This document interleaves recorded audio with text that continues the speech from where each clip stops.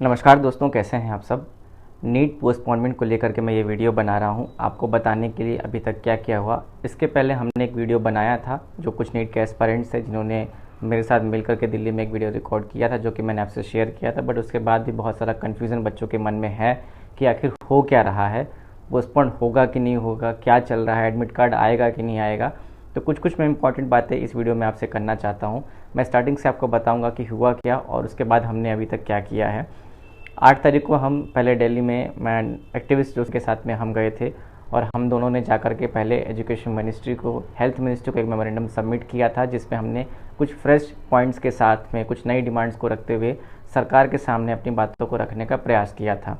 तो हमने health ministry में भी एक मेमोरेंडम सबमिट किया और हमने जाकर के एजुकेशन मिनिस्ट्री में भी एक मेमोरेंडम सबमिट किया। ऑलरेडी पहले से भी यहाँ पर मेमोरेंडम सबमिट किए जा चुके थे। प्रतीक जो बिहार के रहने वाले हैं, नीट एस्पिरेंट हैं, उन्होंने एक मेमोरेंडम पहले ही एजुकेशन मिनिस्ट्री को सबमिट किया था। हमने उसकी स्टेटस रिपोर्ट जानने की कोशिश करी। जो बच्चे ये कहते हैं कि जो हम कागज़ जाके वहाँ पे सबमिट करते हैं उस पर कोई कार्यवाही नहीं होती, सरकार उन्हें देखते भी नहीं है, ऐसा बिल्कुल भी नहीं है। उसमें सारा का सारा रिस्पॉन्स किया जाता है। हर एक सेक्शन पे जाके उसमें कमेंट्स या कुछ ना कुछ लिखा जाता है, उस पर कार्यवाही होती है। उन्हें अगर लगता है, सरकार को अगर लगता है कि इस पर कुछ और करना चाहिए या कोई एक्शन लेना चाहिए, तो उस पर सरकार कार्यवाही करती है। तो ये अवधारणा बिल्कुल गलत है कि जो हम भी मेमोरेंडम जाके देते हैं, जो डिमांड्स सरकार के सामने रखते हैं, उस पर कोई कार्यवाही नहीं होती, उसे कचरे के डिब्बे में फेंक दिया जाता है। ऐसा बिल्कुल भी नहीं है। तो जो प्रतीक के द्वारा सबमिट किया गया था मेमोरेंडम, उसमें 17 जून को ही एनटीए ने एक कोर्ट दे दिया था, अपना डिसीजन दे दिया था। मोस्ट प्रोबेबली वो यही था कि वो नीट को पोस्टपोन नहीं करना चाहते हैं। तो हमने ये ज़रूर देखा कि वो मेमोरेंडम कहाँ कहाँ गया। मैं और दिल्ली पेरेंट एसोसिएशन के प्रेसिडेंट एक्टिविस्ट सुखपाल जी हमारे साथ में थे। फिर उसके बाद हम दोनों वहाँ से हेल्थ मिनिस्ट्री गए। हमने वहाँ जा कर के एक और मेमोरेंडम सबमिट किया। उसके बाद हमने वो वीडियो बनाया था जो आपसे मैंने शेयर किया था। नेक्स्ट डे हमने सोचा कि हम हेल्थ मिनिस्टर से जाके मिलने की कोशिश करें, तो उनके ऑफिस में मिलना पॉसिबल नहीं था। बहुत ज़्यादा रश है, आपको पता है, इतने शॉर्ट टर्म में अपॉइंटमेंट नहीं मिलती है। तो हम उनके घर गए उनसे मिलने के लिए। हम वहाँ काफ़ी देर तक खड़े रहे। उसके बाद हमें पता चला कि वो हेल्थ मिनिस्ट्री जी वहाँ पे नहीं है और वो बाहर जा चुके हैं कहीं। तो हमने उनके जो ऑफिशियल्स थे उनको बुलाया, उनसे हमने बात करी। हमने पूरा मैटर, मैंने और सुखपाल जी ने पूरा मैटर समझाया। सुखपाल जी ने जो मेमोरेंडम पहले सबमिट किया था उसकी उन्होंने बात करी, उन्हें बताया। और वहाँ से हमने एक और रिसीविंग ली।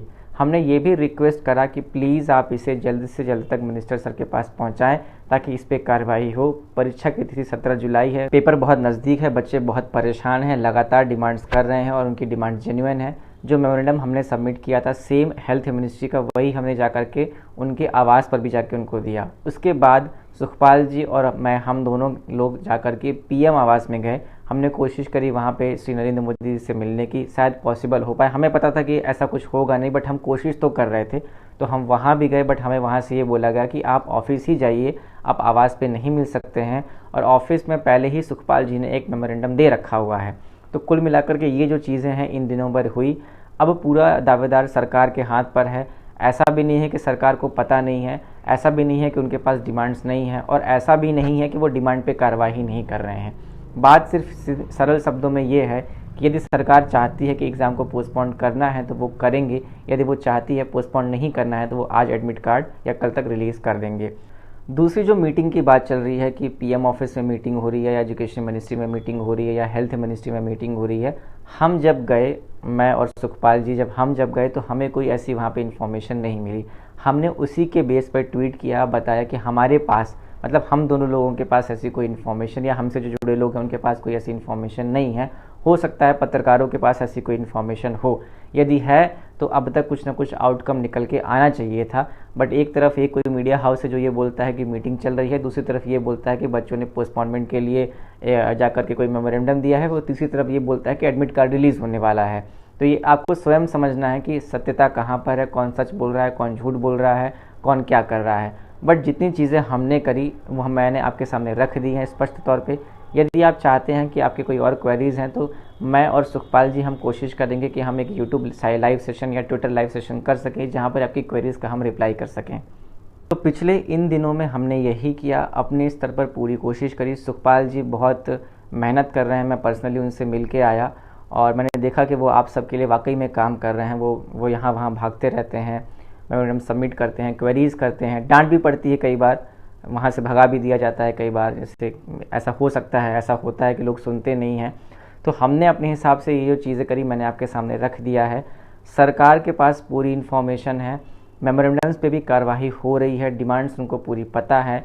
अब ये पूरा का पूरा जिम्मेदारी उनके ऊपर है कि वो छात्रों के भविष्य को कहाँ तक देखना चाहते हैं और छात्रों के बारे में क्या सोचते हैं, उनके बारे में क्या निर्णय लेना चाहते हैं। तो ये इन्फॉर्मेशन थी फ्रेंड्स जो मैं आप सबसे शेयर करना चाहता था। आपके डाउट्स और क्वेरीज़ हैं, आप मुझे कमेंट सेक्शन में पूछ सकते हैं। मैं हर किसी को रिप्लाई करने की पूरी कोशिश करूँगा और मेरी सलाह अभी भी यही है कि पढ़ाई ज़रूर करते रहिए, पढ़ाई में कमी मत करिए। यदि सरकार कुछ अच्छा करती है तो आप सभी के लिए अच्छा होगा। All the best.